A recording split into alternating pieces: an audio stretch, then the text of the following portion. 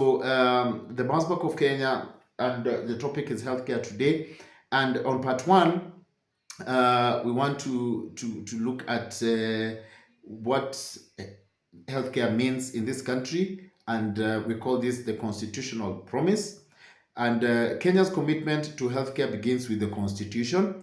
Article 43, subsection 1A, guarantees every person the right to the highest attainable standard of health, including reproductive healthcare. Article 53 protects children's rights to healthcare, while Article 56 recognizes the needs of marginalized communities. Under Article 21, the state has a duty to progressively realize these rights as inalienable rights. Inalienable rights are rights that are accorded to you as a human being, that they cannot be taken away regardless of any other variables that could be there, regardless of any issues that could happen. These are rights that are accorded to you just because you're a living, breathing human being. So the question, therefore, we ask today is that acknowledging that Kenya has reinforced these constitutional commitments by ratifying also major international health frameworks.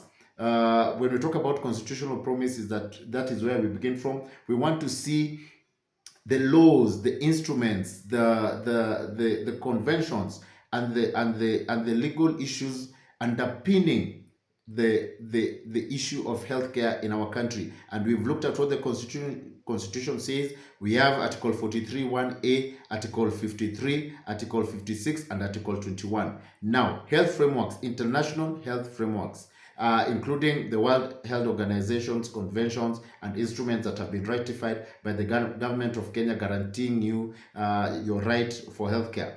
We start with the WHO Constitution of 1946, for which Kenya is a signatory. We have the Alma Ata Declaration of 1978, the Astana Declaration of 2018, the International Covenant on Economic, Social and Cultural Rights, Sustainable Development Goal 3, SDG, that is, and African Union Agenda 2063. These are also other organizations and instruments underpinning the rights of healthcare for an individual in this world or in this country. And we go on to that and we look at the policy framework that for which healthcare is founded in this country. So, and therefore we ask, the real question is whether these commitments are reflected in the daily experiences of patients in the country. So we've been able to look from the beginning of this podcast today, and we've realized and we've seen that healthcare is enshrined in the Constitution.